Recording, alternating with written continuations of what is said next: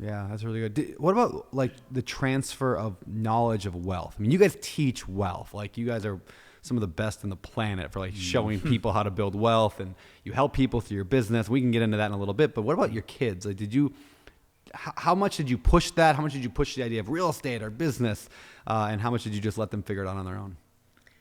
I mean, I could say with our older daughter, we didn't have wealth. So it was, it was a little bit challenging because we lived in a wealthy neighborhood, and her friends had nice things that, she wanted too.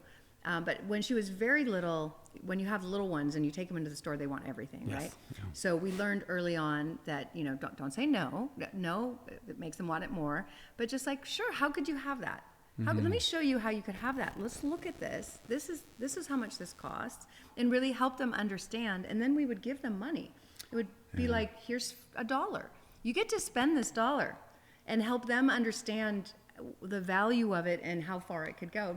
Remember Disneyland? Yeah. Oh yeah, absolutely. Yeah, it's perfect. And so I would say it's not so much lessons in wealth, it was lessons in entrepreneurship. So it's how to be entrepreneurial, how to think different, how to not, we never tried to support the thing of just getting a job to get a paycheck. Yeah. So, and our daughters are very entrepreneurial.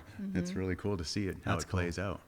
Yeah, that's awesome. Yeah, it's the same thing. At Disneyland, you have all intentions of having a good time, but then you bring your kids there and you're like, well, this isn't fun at all. Yeah. They want everything, right? Yeah. So we would, again, when they're little, it's harder, but they can grasp it a little bit. With Karina, she had to have been, 6 or 7 at the time when we went to Disneyland, and we really literally had no money. So it wasn't like we were just being mean. It was just like, I'm sorry, you're lucky you have a ticket, right? Yeah. So it was like we were able to, I think maybe even a grandparent gave $50. So it was like, honey, this $50 has got to last you 3 days at Disneyland. And within an hour, she found a Barbie she wanted, and it was $50. It's like, honey, this is all you're going to get. And she was like, that's fine. She throws it there and it breaks. Oh, no. It was whipping it up in the air and catching it. She was so happy. She caught it great until she didn't. Oh, no. Yeah. But she understood. Like, now I can't really ask for anything else. I spent it. Yeah. We went to Disney World last year with Rosie. She was 5.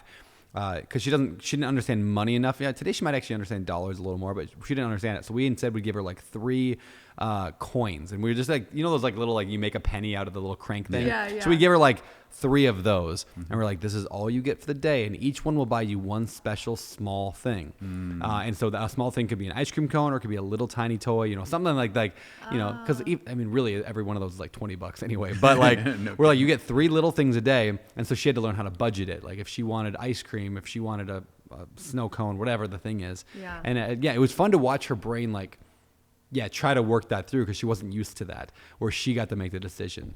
And so, that's something I'm going to try to implement more and more of. Like, in fact, we're going to start, I never wanted to give her an allowance, but now we're going to start doing these are chores that you can earn money. Like, these are free ones and these are paid ones. And starting even at now, she's 6, almost 7. Yeah. Just trying to learn, how to balance between wanting to earn more and then not have to work too much and play more. And I think it's I love that. Powerful. You posted something a while ago, it must have been a year ago, something about paying your kid to finish a book. Yeah.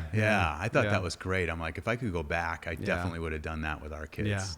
I will pay my kid to read Rich Dad Poor Dad for sure. Yeah. Like write a book report on Rich Dad Poor Dad. Exactly. Something really like that. Internalize it. I think that's really valuable. Yeah, they need to have that mindset shift. And they're not gonna read it anyway. Like for a while until you pay them, and then maybe they will. I think Patrick Bet-David said something about that too recently, where like that was their allowance, was like every book they read, they got a little bit of money. I think it's really smart. Yeah. And one other thing I thought was really cool, because Krista tells us this, when we moved to Malibu, suddenly she was with the wealthiest people in the world. And the first day she came home, she's like, Mom, how many houses do we have? And I'm like, well, I mean, are you trying to compare with your friends here in Malibu? Like how many houses they have? And she's like, yeah, because I want to go. I told them we have 14. I was like, did you tell them they were like $50,000 houses in Ohio? She's like, no. And we just sat her down. We go, honey, you're never going to win this game in Malibu. You are never going to be the richest girl here. And you're never going to be able to impress these kids with the clothes that you wear and the places you go and the houses you have and blah, blah, blah. That's not going to happen.